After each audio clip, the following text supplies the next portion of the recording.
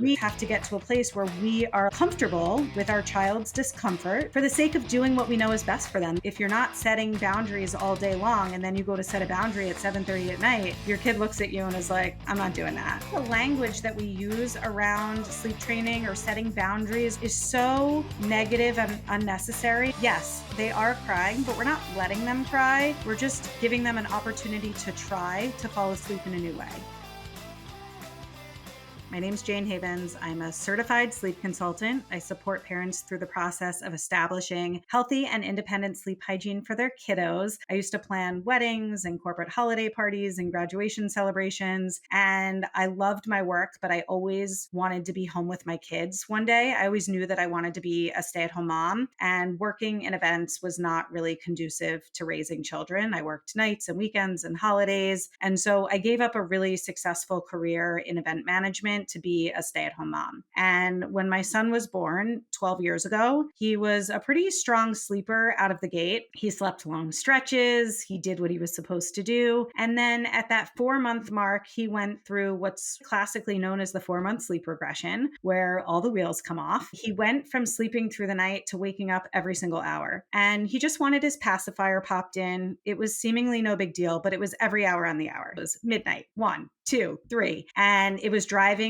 my husband and I insane. We were first-time parents. We didn't know what to do. This was before Facebook groups. It was before there were all these online courses to teach you how to sleep train your baby. I literally had to go to Barnes & Noble and read books. I had to sit on the floor of Barnes & Noble and figure out what to do. Essentially, what we realized is that we had been rocking him to sleep. So then he'd wake up an hour later expecting to be rocked back to sleep or to pop the pacifier back in. In order to get him to sleep longer stretches, we needed to teach him how to fall asleep independently without the rocking, without the pacifier. And that's ultimately what positioned him to be able to get himself back to sleep when he roused overnight. So we worked on this with him, and he cried for 27 minutes, and so did I. And then he slept through the night. And he slept through the night every night since. All of my friends were jealous. They wanted to hear what I did to get my baby to sleep through the night. So I started supporting friends through the process of working on it with their babies. I think it was for about 4 years that I just did this as a hobby. I would text friends. It became friends of friends who I was helping. I'm an information gatherer. I'm a researcher. So I'm always reading. I'm always investigating. I'm always wanting to learn more. And so over the years, I just developed a pretty vast amount of knowledge around baby sleep. And I think it was about 4 years later, my daughter was born. She was kind of a miserable baby. She was less enjoyable to be around. She was colicky. She had a milk soy protein intolerance. She cried all the time. She was a beautiful sleeper, but when she was awake, she was crying. And that sort of led me to want to get a job. I took a certification course, got the official training so that I could say that I was a certified sleep consultant. And then I basically just kept doing what I was already doing. I just started getting paid for it. Once I got certified, it positioned me to show up more professionally for families because I wasn't just texting them and supporting them with phone calls, but I was writing them a really detailed sleep plan. I had a process in place, but that's sort of how I got started. And it snowballed. It was just intended to be a passion project or a side hustle, something to busy my mind and keep my brain off my crying baby. And my business exploded. I had a really successful first year. I doubled my income year 2. And then I actually launched a training program after that to teach other people how to become sleep consultants. So I've been at this since 2018, and it's crazy. It's so much bigger than I ever intended it to be. This is awfully impressive. Let's dissect the business a little bit. What does your program look like? When it first started, were you just sharing what you figured out worked for your children and saying, hey, mom or dad, this is what we do, this is how we do it? Or were you creating playbooks for them? Or what does that look like? Yeah. So when I was just coaching parents informally before I actually started a business, I was absolutely just telling them to do what I had done with my own son. That was really the only trick I had up my sleeve. It was my only tool in my toolkit. I will say that the benefit of taking a certification course at the time was it really did give me other strategies, and it really positioned me to support families in a way that most closely aligned with their parenting style so that I could meet them where they were, because not every single family wants to approach the situation in the exact same way. So it really allowed me to expand my toolkit. And now I can confidently say that I really truly am committed to meeting families where they are, coaching them through methods and techniques that align with their parenting style and that feel safe and comfortable for them. Most of my clients hire me for a 2 week consultation. That consultation includes a written plan, which is customized for their child's unique set of circumstances. After they read the plan, we'll get onto a phone call, we'll go over it, answer their questions, make sure they feel confident to implement something that I've included in there. And then basically, I hold them accountable for 2 weeks. It's largely via text message and voice note support. But what I found is that if you do a really good job of front loading all of the information on the front end and you give them really clear instructions for how to implement these strategies, then most of the time they don't need a ton of support because it resolves pretty quickly. So, what does this look like in terms of your book of business? Do you have a certain amount of clients that you work with for a certain amount of time? Kind of spell that out for us. Yeah, so it's really flexible. All of my work is completely virtual. I live in Baltimore, Maryland. Most of my clients are in New York, New Jersey, Connecticut, Florida, largely up and down the East Coast. I'm actually working with a family in Denver right now, which is a little tricky because of the time difference.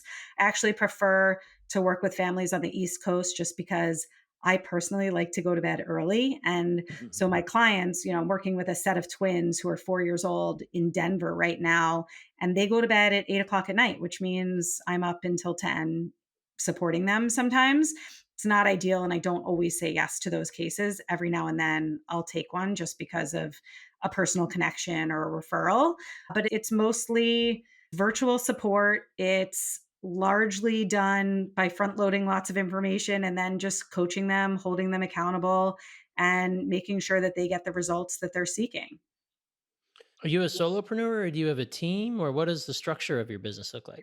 Yeah, so I am totally solo. I do have some independent contractors. Oh, You were asking me a little bit about like how many families that I support at a time. mhm. I will say that it fluctuates. So right now, I think I'm supporting 8 or 9 families, which is a lot. I prefer to support 5 or 6 at a time. It feels good. There have been times when I'm supporting 12 to 15 families at a time, but it's not that they're all starting on the same day. So if I'm working with 8 families, maybe one of them started last night, one of them started 3 nights ago, one of them started 5 nights ago. So I don't have 6 families all starting on a Saturday night, for example. As far as what support in my business looks like, I have some independent contractors that support me, mostly to support me on the other side of my business, Center for Pediatric Sleep Management, which maybe we'll get to that later. I have somebody that helps me with Pinterest management. Have somebody that helps me with my podcast, with writing blogs for my website. All of that is more on the CPSM side, though. For Snooze Fest, I'm really a one woman show. I really don't have anybody supporting me on the consulting side of my business. Is your business built in a way where you could have sleep consultants that work under you and handle more and more caseloads so that instead of you having to handle 15, maybe you get to handle the select 4 or 5 you want, and then you have a couple consultants branching Yeah. out for you? So I happen to be a little bit of a control freak and I like to coach parents the way that I like to coach parents. And so I've never felt really confident to bring independent contractors to work under me. It just feels like I'm letting go of something that I don't really want to let go of. And really that's why I created Center for Pediatric Sleep Management. Was I got to a point in my business where I felt like I was ready to scale, and the two choices were to either bring independent contractors on to work under me as sleep consultants supporting families, or I could create a training program and train people to do this work and then send them on their way to create their own businesses. I chose to create the training program just because I love mentorship. I love supporting other female entrepreneurs. And I felt like I could do that without having the anxiety of having them work under me. They can just go and do their Sure. own thing. And that felt like it was a win win for everybody. Yeah. What does an engagement look like for a client? Like if I'm a wary parent, my kid won't sleep, and I come to Jane, what's the engagement look like? What does the pricing structure look like? The timelines? Let's Yeah. dive into that. I just spoke to somebody today, right before this podcast, who has a 19-month-old who has never slept through the night. This little boy was being nursed to sleep as an infant. And then, as that sort of faded away, it became dad sitting in the room with him while he fell asleep. And now he's 19 months old and he has a parent sitting with him while he falls asleep at bedtime. And then he wakes up in the middle of the night and dad goes and sits in there from anywhere from an hour to 3 hours in the middle of the night. And every time dad tries to leave, this little boy cries. The parents are really anxious around making any changes. And so they have this little boy who doesn't have any confidence with regard to his sleep. He doesn't have any boundaries set around his sleep, and they're really anxious about making a change. I actually don't think these parents are going to hire me because when I told them what's involved, which is that they do need to leave the room eventually, that just really rocked them. I don't know that they can bring themselves to do it. I talk to parents all the time who just don't feel ready to make a change. And so if they hire me, then they will pay on my website. I charge $750 for the 2 week consultation. And my website will then prompt them to fill out a really detailed questionnaire about their child. The questionnaire will ask, what does their daytime schedule look like? What's his bedtime routine? Is he potty trained? Is he still drinking a bottle? Does he watch TV? All sorts of questions. I will take all of that information in addition to the notes that I jotted down on the call, and I will put together a written plan for them. In the case of that 19-month-old, the plan would include age appropriate communication strategies because 19-month-olds have receptive language skills. They can understand what we say. And it would include role play strategies. So we would talk to him, we would role play, and then we would put some new boundaries into place around what sleep looks like. And I actually would probably give them, for this age, probably 3 different options for what that might look like. And they could decide how they want to handle it. I don't like to call sleep training gentle. I call it gradual or parent present if we're going to take a slower road. And so we can move really gradually, or we can just make some speedy changes. And either way, it's all fine. It just boils down to what feels right for the parents. Then I just support them through the process. If we start with one method and then they want to pivot, we can do that. But I really do hold them accountable to land on something that feels like something they can stick out and really hold true to it, because our children are taking their cues from us. And really, all we're doing is we're setting expectations. That's really it. We're setting expectations for what bedtime looks like. We're setting expectations for what sleep looks like. These parents were really, really anxious about the idea that their son was going to be crying during this process. And I explained to them, like, he should cry.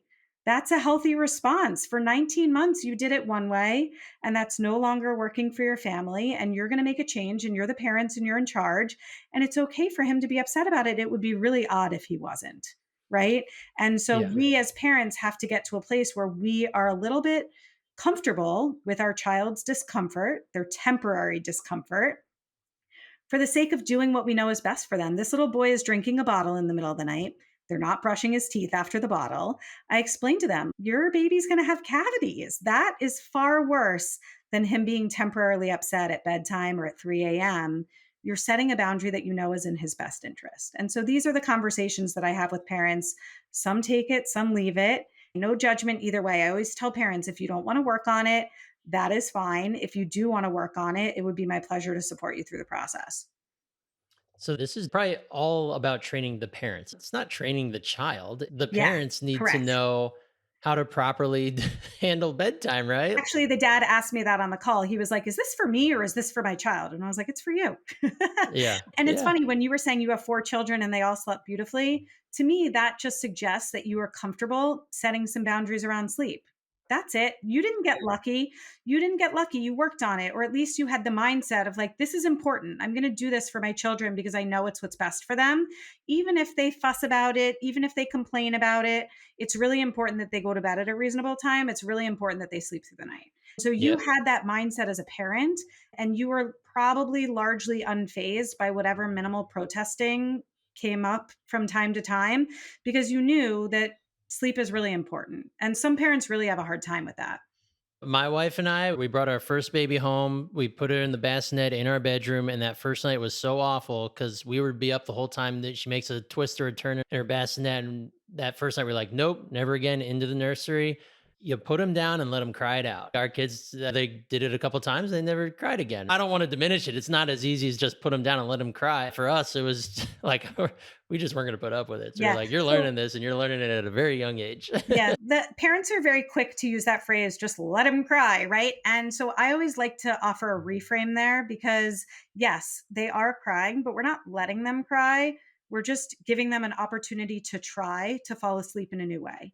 Our children cry in so many circumstances, like when we drop them off at preschool for the first time, when they're 2 or 3, if they've been home with a parent and then you send them off to school, or if they're with a nanny and then you decide daycare is a better fit when they get a little bit older, they cry, but you would never call a buddy and say, Louis cried it out at preschool drop off today. You would say, Louis had a really hard time being dropped off at school today. Right. So I Yep. think the language that we use around sleep training or setting boundaries with respect to sleep is so negative and unnecessary. I work very hard to undo that because I think the negative language sort of feeds into the negative stereotype and all the mom shaming, and it really leads to a whole lot of unnecessary anxiety and hardship. Yeah, it's definitely a touchy topic. And I like how you framed it as it's definitely training for the parents. And as a parent, I know there's plenty of times where I've needed training in parenting. So this sounds like an awesome opportunity for parents who need it to work with you and get that part figured out. But I want to talk more about the Center for Pediatric Sleep Management. So now you're taking this concept of everything you do to help parents win back their nights, at least, right? So their kids can sleep and so can the parents. It's a win win. Now you have the Center for Pediatric Sleep Management where you teach others how to start this exact same business. Give me the impetus for that because this is really cool and this is awfully lucrative, it seems. Yeah. So I created Center for Pediatric Sleep Management for a couple of reasons. One, I'm a hustler and I'm a go getter. And I just got to a place in my business where I felt like I was ready to make the next big move. Sleep consultants to work under me didn't feel like the right fit for me. So creating a training program where I could train others felt like a better fit. That was the first reason. The other reason was the training program that I went through. I felt like there were gaps. I felt like the training did a fairly good job of teaching the sleep stuff. Like I learned different sleep training methods, I learned how to coach parents. All of that was largely on point. But what was really missing was there was no training on how to grow a successful business. There was no teaching you how to be an entrepreneur. And this was something that perhaps came a little bit easier to me because I have a background in sales. I worked in sales prior to launching my own business. So I understood how to leverage my expertise. I understood how to talk about something in a way that was really desirable for a family, right? Like I knew how to communicate and I knew how to network. So many people don't know how to network. The majority. It's wild to me because for me, I think it comes a little bit naturally. So when I come up against somebody who just literally doesn't even know what to say, it's like you really got to back that out and teach them because they've never done it before. I decided to create a program that was comprehensive and evidence based, but also one that placed a very heavy emphasis on business building and entrepreneurship. Inside of the course, we have trainings on sales, on marketing, on business growth strategy, mindset work. Mindset work, I think, is the most important piece of the puzzle because if you don't believe that you're capable of growing a successful business, you won't. It's really that simple, right? So many people count themselves out before literally taking the first step and getting started. So they don't even have a chance at making it because they literally never tried. So many people. I have so many students who enroll in my course and they spend so much time thinking about their business and not actually doing anything in their business. If somebody comes to me and says, I'm really struggling to find clients, I'll say, how many people did you talk to this week? Who did you connect with? And they'll say, what do you mean? I don't know. And it's like, I talked to like 50 people this week. Like, get out there and have conversations, right? And so I wanted to create a program that would literally teach people how to be entrepreneurs, especially for the field that I'm in. If you're going to become a sleep consultant, you're probably nurturing, you're probably empathetic, you're probably patient, you're probably really caring, but you're not necessarily a business builder. So I needed to be really specific and teach people the tools, the strategies for how to actually connect with people and articulate their value so that they could grow a successful business. We also really place a heavy emphasis on community. So inside of the program, it's not a competitive vibe. It's all about collaboration. Everybody's answering each other's questions, everybody's supporting one another. I don't leave any room for cattiness or competitive vibes. We are all stronger together. If there's a sleep consultant that's not great, that's bad for all of us, right? Because if she goes out there and she supports families poorly, gives bad advice, doesn't give empathetic support, it makes all of us look not great, right? So we all need to be as good as we can at our jobs, and we all have to work together to lift up the field, especially with sleep training being somewhat controversial and having a lot of sort of hysteria and drama surrounding it. It's in all of our best interest to get out there and show parents that this support is so worthwhile. The more sleep consultants that are out there doing the good work, the better it is for our field in general. Yeah, it's one thing to have the technical skill or knowledge of what you're doing, but it's a completely different thing to roll it into running your own business. Totally. Because if you don't know how to sell, if you don't know how to market, and you don't know how to communicate, you are already behind the eight ball. That doesn't mean you can't be successful. I had the technical skill and I had about half of the interpersonal skills. And it's so much of it is learned. So I love the fact that so much of your company focuses on the business side of it, because even if you're going to do it as a side hustle, you still need to have these skills, because a side hustle is only a side hustle if you have people to serve. And it's such a massive part of it. When you're training new people to be the sleep consultants, how do you train them on getting new business? I know it's really easy to say we need to step all the way back and talk about communication, but is it more of a personality thing? What does that look like in your community? Yeah. Some people, I think, just don't have it, if I'm being really Mhm. honest. Not Right. everybody's meant to be an entrepreneur. Meant to be an entrepreneur, and that's okay. I always tell people if everybody could be an entrepreneur, nobody would have a real job. Nobody would Right. bother with a 9 to 5 because entrepreneurship is way better, right? You have so much flexibility to do what you want to do. I'm literally sitting in my home without a face of makeup, with my leggings and my sweatshirt on, and running a successful business. Usually I run my business from my kitchen table, from the Target checkout line, but it's really hard work to make that happen for yourself. And if it was so easy, literally everybody would do it. So obviously it's challenging. I think not everybody's cut out for it, and that's okay. As far as how to teach somebody, I am a firm believer that it's all about networking and making strategic connections for the sake of referring business back and forth, for the sake of building other people up in their businesses. What goes around comes around. I'm all about relationships. One thing that people say to me all the time is, do I have to use Instagram to grow my business? I don't want to make reels. I don't want to be on TikTok. I don't do either of those things. I am really not using social media that way at all in my business. Now, I am on Instagram, I am on Facebook, but I'm not creating content the way that most people think about what to do on Instagram.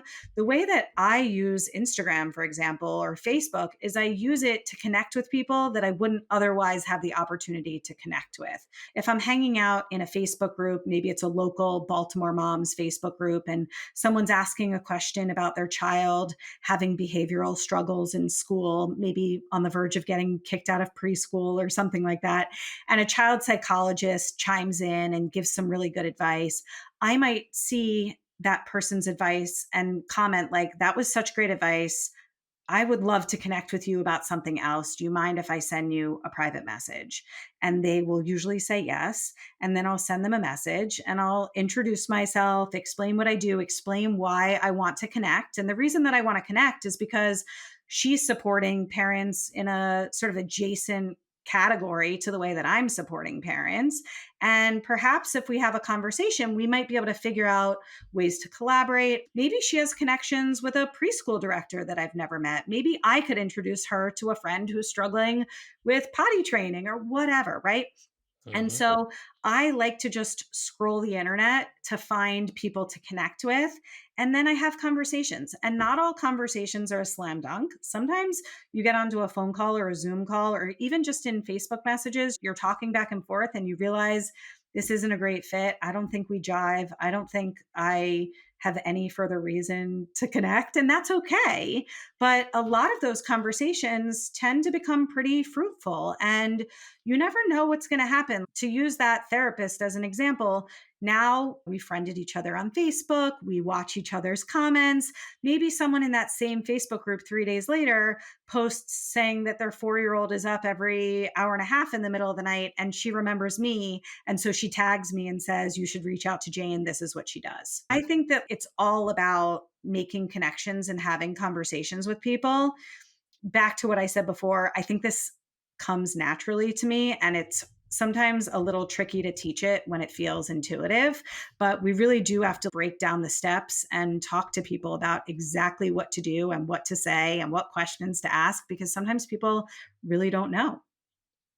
I love how you mentioned, I call them strategic partnerships, strategic relationships, or strategic networking. You're not just going somewhere to talk to somebody. You specifically found someone who serves the clientele that you also serve in an adjacent role. Yeah. And that's such a big difference when it comes to networking. If anybody pulls anything away from this show, at least pull away strategic networking because it can make such a huge difference in your business when you build a relationship with one or more people in an adjacent industry or serving your clientele that can build a positive relationship and understand that, oh, Jane's the real deal. I have at least half of my clients who run into this problem, and I've really not usually had a place to send them. Now I do. And then for you as the operator, now you're in like Flynn, right? So I'm so glad you mentioned that because that's such a huge part of networking that I think a lot of people gloss over. It's great having a large network, but it's even better having a tight knit network that also serves your clientele in a different role. So that's huge. Yeah. So, what does this program look like? Is it for a 90-day intensive sort of thing? Is it a more one on one coaching? Yeah. So, Center for Pediatric Sleep Management is all online. It's entirely self paced. It's a combination of reading and video content. I estimate it to be about 50 to 60 hours of coursework. I like to see people finish it in 4 to 6 weeks, 6 to 8 weeks, somewhere in there. But my students do have lifetime access to the curriculum, or at least as long as I'm in business, they will have access to the curriculum. They also get access to all continuing education that we provide, which we do on a fairly regular cadence, maybe monthly. Sometimes we skip a month here and there, but I try to show up once a month ish for my students to give them an opportunity to continue to learn with us and from us. Um, I think it's really important that I take ownership of my graduates' education and their knowledge. I don't charge for continuing education because I don't want them to say no. It's my responsibility for them to be the best sleep consultants on the market. Some of my competitors will charge for like this newborn course or this special needs course or this tiny little whatever mini course. And I just see that as pretty short sighted because if I have new information or if I can build out the curriculum to be even better, why would I gatekeep that? These are the people that represent me and my brand. So they are always learning from CPSM. We also have a Facebook group for students and grads, which is really active all day long. People are coming into that community and asking questions. Some of the questions are sleep related, some of the questions are business related, some of the questions are personal. And anything is fair game in that community. I monitor that chatter very closely. I want to make sure that there's no misinformation being spread around. I want to make sure that it's not a situation where the blind's leading the blind. I want all the information to be accurate and on point. So usually people are answering questions in a way that I would say, great, love this. This is fantastic. But if I ever see something that I really don't think is correct or isn't in line with the spirit of our community, I course correct it really quickly. And I think that my community really appreciates that. So you go through the course. There are a couple of multiple choice quizzes that you go through along the way. There are two written assignments. The final, it's not really an exam. The final assignment is based on two case studies. The students will submit written sleep plans. One is for an infant and one's for a toddler. And the purpose of this exercise is really so that they can graduate from the course with the bones or the scaffolding of sleep plans for their business. One of the case studies is a 6-month-old breastfed little boy. And if their first paying client is maybe a bottle fed 8-month-old little girl, then they just need to change some tiny little details and they're good to go. They're not starting from scratch, right? So it really sets them up for success to get their business off the ground in a way that feels really confident for them. How do you help your new grads actually start with that first client? Because for you, the tactics you used, you worked with on your own children, Yeah. and then you grew organically from there. But I imagine most of the people in here are parents. Maybe not. Tell me if I'm wrong in terms of Not your all, community. not all are Not all. parents, Okay. but not. So how do you help them get from zero to that first client? And then with that first client, I imagine it's got to be tough because as the client, they're probably looking and saying, like, did you do this with your own child? And if the answer is no, then they have to be honest and say, no, I didn't do it with my own child. Or have you done it with any other children? What does that look like? If I'm one of your clients at the Pediatric Sleep Management and I need to go get that first client, how do I build that trust without having technically done it before? Yeah, I would say probably a majority of our students who become graduates actually do have some personal experience with this. I think that's why they want to get into this line of work. They implemented sleep training with their own child, found it to be really transformative, and then feel really called to help other families. I think that's a lot of people's origin story. There are Mhm. exceptions to that. I have people in my program who are teachers or who are nannies or who are postpartum doulas. They don't necessarily have children of their own. Maybe they're in the childcare space in some capacity, but they don't necessarily have personal experience. One thing that they ask me sometimes when we're discussing whether or not sleep consulting would be a good fit for them, one of their sort of limiting beliefs is that they won't be good at this work because they haven't been through it themselves. And I actually always challenge that because I think sometimes when we bring our personal experience into our work, that can be a disservice to the families that we're supporting because every family is different. Every parent has sort of a different outlook on how they want to raise their child and how they want to set boundaries with their kiddos. And when we're so focused on, well, this is what worked for me, we're not focused on what would work best for the families that we're supporting. So I actually think sometimes it could be an advantage if you don't have children of your own because you're not bringing in that bias that can sometimes cloud your vision to see the bigger picture. But I do think that most people have some sort of personal connection or draw to this. As far as what it looks like to get started with that very first paying client, this is what our Facebook community is for. I always tell grads, come into the group, give us the rundown, let us support you. We have threads that are literally, it seems like miles long of certain cases where all of us are chiming in to support a brand new sleep consultant who's just supporting a family for the first time. I don't think families necessarily need to know that you are their first case ever, right? The first family I supported in a professional setting, once I started my business, she didn't know that she was my first client. And ask. She Ask. just had a problem and knew you had the solution. Yeah, I don't think that needs to be disclosed. Of course, if they ask, I think to some degree we should be pretty transparent. I served many families before somebody asked me, how long have you been doing this? Mm. And lucky for me, I actually had been doing it for a long time before I turned it into a business. So I've been in business X number of years, but I've been supporting families for Y number of years. I did this for a Mhm. long time before I decided to get paid for it. And that has always helped me with my confidence because I can extend the number of years that I've been supporting families. Everybody has to develop their own way of communicating their authority in the space. I really do believe that we just need to be able to get parents from A to Z. If we have more knowledge and more experience and more expertise than them, I don't see why we can't lead them on that journey. And the best thing about having your community is that any of your new grads, if they were ever posed that question and say, look, I might be newer at this, but I'm supported by a team And especially the lady who invented this stuff. I've got help. You're not just working with me alone. I've got a whole group of consultants that I consult with. So that could be another confidence point for them as well. And the huge benefit to you managing that community. For sure. I would love to say that Yeah. I invented this. I certainly didn't. What I Well, will you're say one of the foremost experts. Yeah, and what I will say is that I definitely have gotten to the point now where I really rarely come up against anything I haven't seen before. And that's a nice place to be. And I will tell you that every now and then I do come up against something that I haven't seen before. And I think it's important for that to happen. It's humbling because it puts me back in the place where I can really empathize with how my new grads are feeling. My kids, they're 8 and 12. They sleep through the night. They're super easy at bedtime. We don't have any issues around sleep at all. But when one of my kids gets sick and they're up in the middle of the night, while I hate it and I'm miserable, I always take a moment, take a step back and pause and think, you know what? This is what my clients are going through every single day for weeks, months, or sometimes even years. They're up for hours at a time with their children in the middle of the night. And having that perspective sort of thrown in your face every now and then, I think is really beneficial for your work.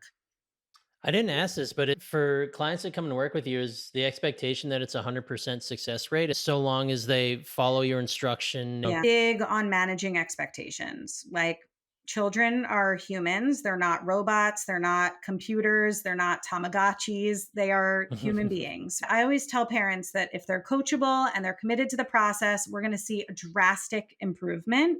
But kids are kids. Somebody hired me recently because her 14-month-old was waking up anywhere between 4:30 and 5:30 in the morning every single day. And that is not the morning. So of course we're going to work on it. And we did. And we got him to like a 6:30 wake up pretty much every single day. And on the very last day that we were working together, he woke up at 5:30, which I hate when that happens because we literally had like 12 days of him sleeping until 6:30. And our very last day when we're wrapping up, he's up at 5:30 in the morning. And she said to me, she's like, I just don't understand why this happens. And I said to her, because he's a human being. I was also up at 5:30 this morning and I didn't need to be and I didn't want to be, but I was. And I'm sleep trained and I have healthy sleep hygiene and I was up at 5:30 in the morning. So I think it's really important that we manage expectations and we normalize typical human behavior with regard to sleep. Right, absolutely. Yeah, managing expectations in any business is massive, but I imagine especially for this one because I can imagine dealing with parents who might be short on sleep for very long periods of time.